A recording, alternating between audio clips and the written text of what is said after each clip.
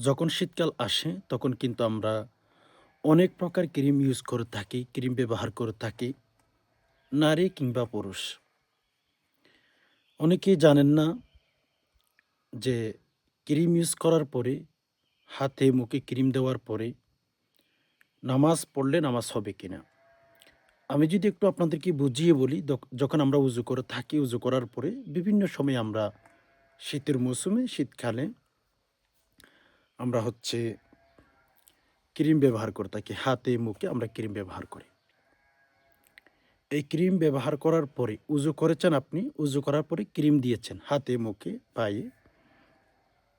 এরপরে আপনি নামাজ পড়বেন।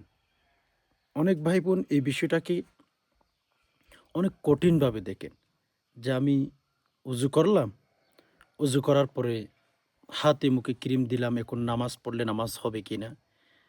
এটা নিয়ে কিন্তু অনেক চিন্তায় থাকেন অনেক ভাই-বোন।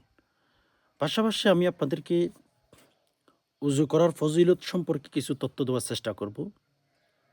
যেহেতু শীতকাল এসে গেছে, অনেক ভাই-বোন উজু করতে চান না। তো আপনি যদি উজুর ফজিলত সম্পর্কে কিছু তথ্য জানেন, তাহলে ইনশাআল্লাহ আমার বিশ্বাস যতই কষ্ট হোক না কেন, আপনি কিন্তু উজু করবেন একটু কষ্ট হলেও। তাহলে আপনি যদি এই আজকের ভিডিওটি গুরুত্বপূর্ণ মনে করেন, নিজের কাছে যদি গুরুত্বপূর্ণ মনে হয়ে থাকে, তাহলে একটু সবর করে সময় বের করে ভিডিওটি শুরু থেকে শেষ অবধি মনোযোগ সহকারে দেখতে থাকুন। আর হ্যাঁ, এরকম যদি আপনি নিত্য নতুন ইসলামিক বিভিন্ন আমলের ভিডিও আপনি পেতে চান, তাহলে অবশ্যই একটি লাইক করবেন। চ্যানেলটি সাবস্ক্রাইব করে অল নোটিফিকেশন অন করে ফেলবেন। কারণ আমি যখনই ভিডিও আপলোড করব সবার আগে যেন আপনি পেয়ে যান। সম্মানিত দিনী ভাই বোন, উযু কিন্তু অত্যন্ত গুরুত্বপূর্ণ একটি ইবাদত। নামাজ ইবাদত, কোরআন পড়া ইবাদত, রোজা রাখা ইবাদত, হজ করা ইবাদত। এ টু জেড যত ইবাদত বন্দেগী আছে, তার ইবাদতের তালিকার মধ্যে আপনি উযু ঢুকাইতে পারেন। কেন জানেন? নবী আলাইহিস সালাতু ওয়াসসালাম যদিও ইরশাদ করেছেন, মিফতাহুল জান্নাতিস সালাহ। নামাজ জান্নাতের চাবি। নামাজ পড়লে রাসূলুল্লাহ সাল্লাল্লাহু আলাইহি ওয়াসাল্লামের কথা হচ্ছে, আপনি নামাজ পড়লে এটলিস্ট জান্নাতে যাবেন। মিফতাহুল জান্নাতিস সালাহ। নামাজ পড়লে আপনি জান্নাতে যাবেন, এটা নিশ্চিত। হালাল হারাম মেইনটেইন করে মানুষের হক না খেয়ে যদি আপনি ৫ ওয়াক্ত নামাজ পড়ে থাকেন, তাহলে অলমোস্ট আপনি জান্নাতে যাবেন। তো আমি বলি, নামাজ জান্নাতের চাবি, এটা সত্য। কিন্তু আপনি কি জানেন যে নামাজের চাবি কি? নামাজের চাবি আমি বলি উযু। উযুবিহীন পৃথিবীতে কোনো নামাজ আপনার হবে না। হ্যাঁ, অসুস্থ হয়ে গেলে, আপনি অসুস্থ মানুষ, অসুস্থ হয়ে গেছেন, এটলিস্ট তখন আপনি পানি ব্যবহার করতে পারতেছেন না, বা হাতে পায়ে কোনো জায়গার মধ্যে মুখে আপনি কেটে গেছেন, তখন ভিন্ন কথা, আপনি তায়াম্মুম করতে পারেন। আমি সেদিকে যেতে চাচ্ছি না। তো যাই হোক, নামাজ পড়তে গেলেই আপনার উযু করতে হবে।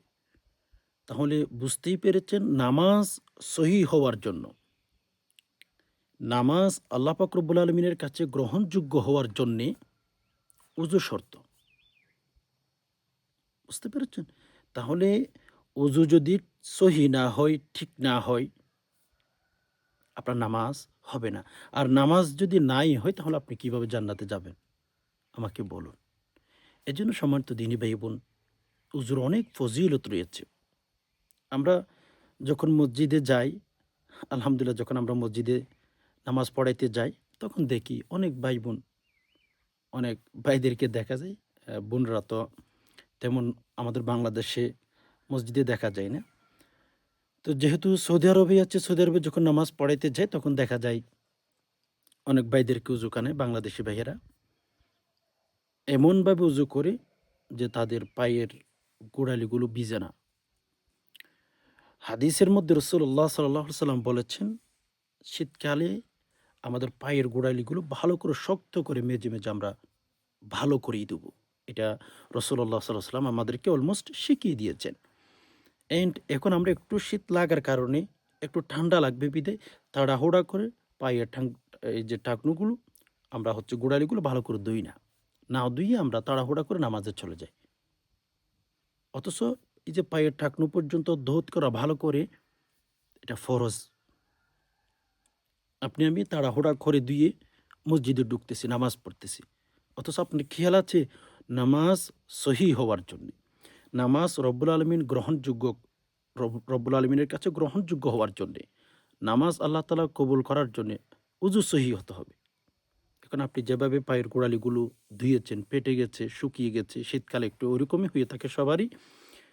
তো আপনি ভালো করে যদি ঘষে মেজে সুন্দর করে না ধুয়ে থাকেন তখন আপনার নামাজ হবে না ভাই।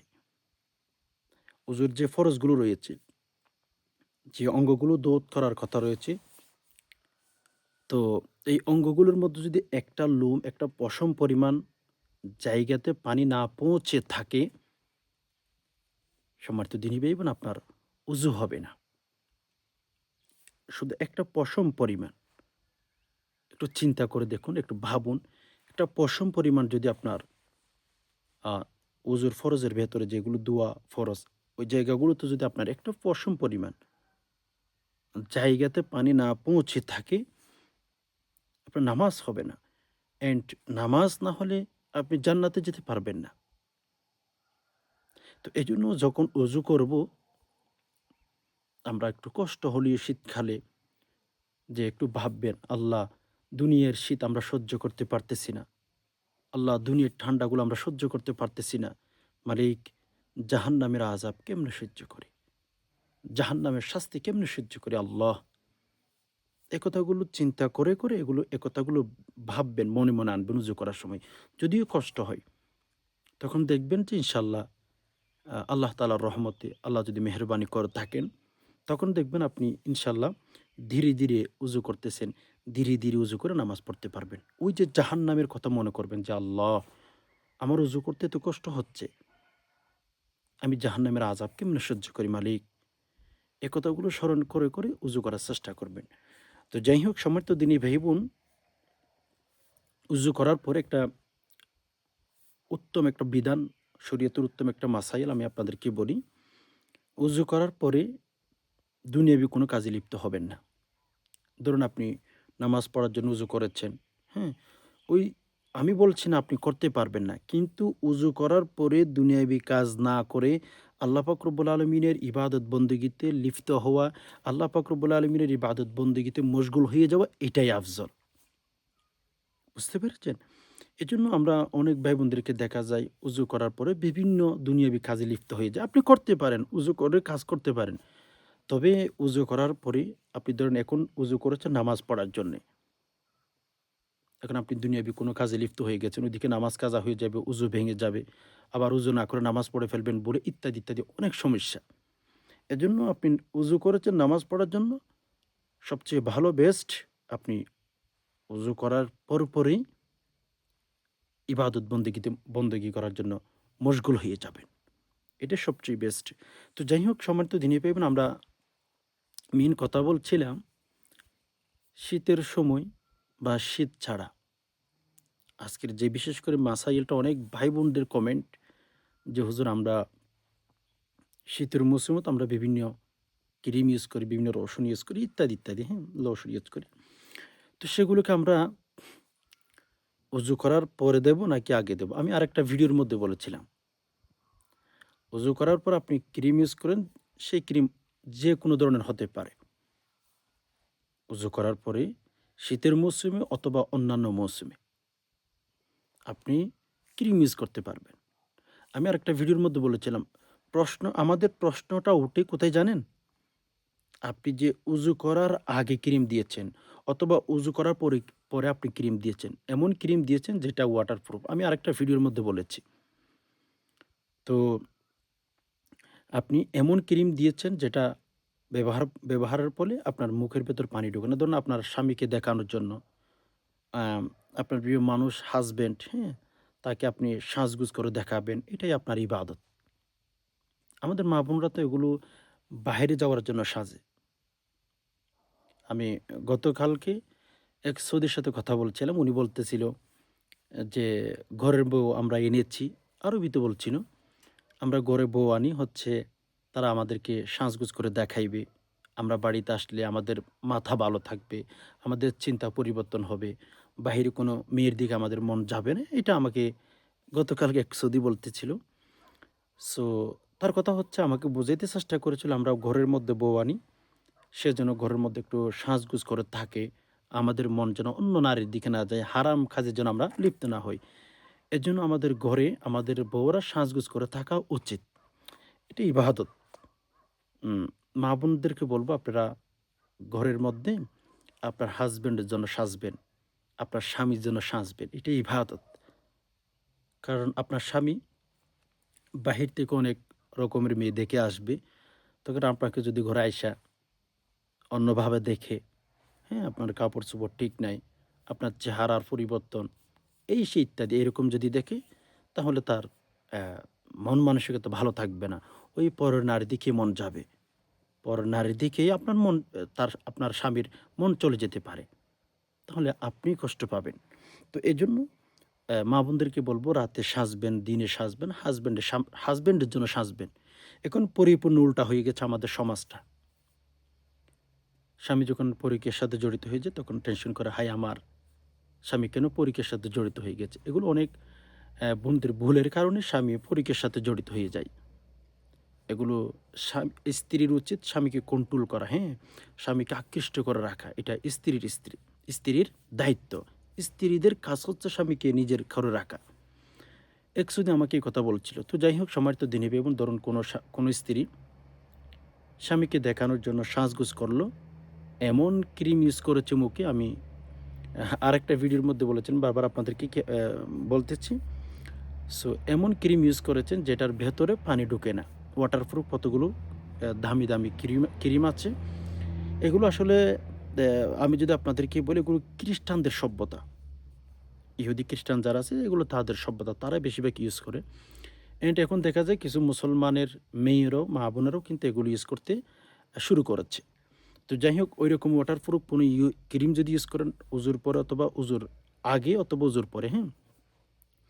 যেকোনো সময় আপনি সেগুলো ইউজ করেছেন।